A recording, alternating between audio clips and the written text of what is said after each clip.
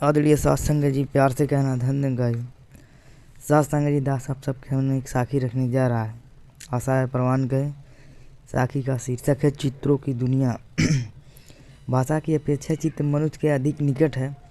पढ़ना लिखना सीखने के लिए भाषा को समझने की साधना करनी पड़ती है, जिसके लिए समय एवं परिश्रम की आवश्यकता होती है। परंतु एक मूर्ख व्यक्ति भी चित्रों को सरलता से समझ जाता है, या क्यों कहिए चित्र के माध्यम से विचारों को समझना सरल है, परंतु भाषा के द्वारा विचार प्रकट करना और उन्हें समझाना कठिन है। कहते हैं कि मनुष्य ने चित्र बनाने की कला का आविष्कार पहले से कर लिया था और लिखना बाद में सीखा।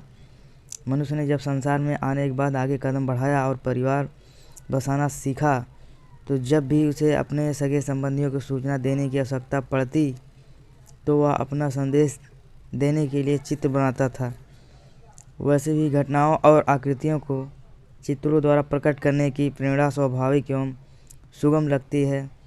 बच्चे वर्णमाला सीखने समझने से पूर्व चित्र बनाने और उन्हें समझने की क्रिया से गुजरते हैं, अर्थात बच्चे को चित्र बनाकर ही अक्षर समझाना पड़ता है। अतः इस बात पर विश्वास किया जा सकता है कि मनुष्य को बोलचाल एवं लिखने पढ़ने के लिए भाषा का आविष्कार पहले चित्र बनाना सीख लिया होगा। चित्र मनुष्य को भले लगते हैं और प्रभावित भी करते हैं। चित्रों द्वारा हम जो भी कुछ देखते हैं उसका सीधा प्रभाव हमारे मन और बुद्धि पर पड़ता है। इस संदर्भ में मनुष्य का मन कैमरे की उस प्लेट को समांतर रखता है जिसके लेंस के सामने जो भी आकृति गुजरती है वही छप जाती है। प्रत्येक चित्र का अस्तित्व उसमें प्रकट की गई आकृतियों प्रयोग में लाए गए रंगों तक ही सीमित नहीं रहता, बल्कि उसके पीछे भावनाओं को विचार निहित होते हैं। चित्र की भाषा होती है जिसके द्वारा वह हमारे हृदय से वार्तालाप करता है। यही कारण है कि कोई भी चीज़ देखते समय हमारे मन में कुछ विचार कॉन्सेप्ट उभरने लगते हैं। किसी शहीद की मूर्ति देखकर हमारे मन में समाज और देश की खातिर मर मिटने का भाव उभरने लगता है। किसी मंदिर मस्जिद अथवा गिरजाघर जाने में उत्तम एवं श्रेष्ठ गुण हमारे चित्त में तल और अनजाने तौर पर तैरने लगते हैं। तात्पर्य यह है कि देखे गए चित्रों के भाव और उनकी भाषा हमारे विवेक को गतिशील कर देती है।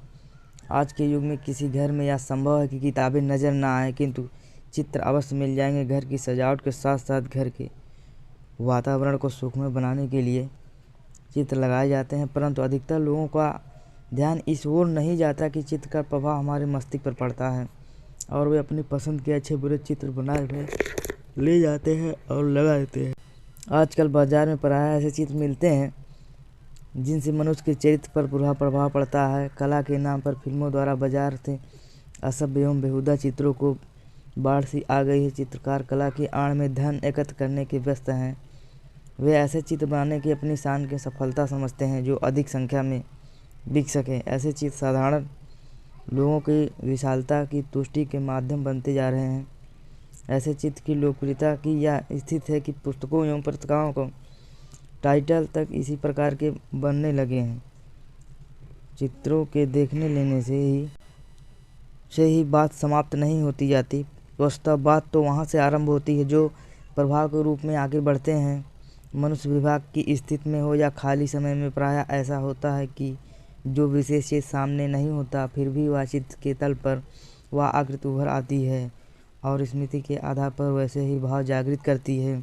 कई बार सोते समय सपने में कई दृश्य अथवा घटनाएं दिखाई देती हैं जो काफ़ी समय पूर्व घटित हो चुकी होती हैं। इससे स्पष्ट होता है कि हम जो भी देखते हैं वह धीरे धीरे हमारे स्वभाव, चरित्र और कार्यप्रणाली के प्रविष्ट होता जाता है।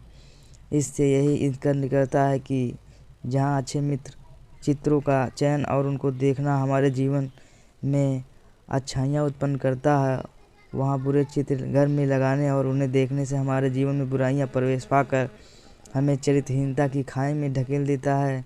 अतः यह आवश्यक है कि बुरे चित्र एवं बुरे दृश्य के देखने की बजाय हम उस ओर से आंखें मूंद लें। अपने घर में ऐसे चित्र लगें तो उन्हें हटा दें और ये चित्र लगाए हैं तो उन्हें अच्छे चित्र लगाएं। सत्संग जी, प्यार से कहना धन्यवाद।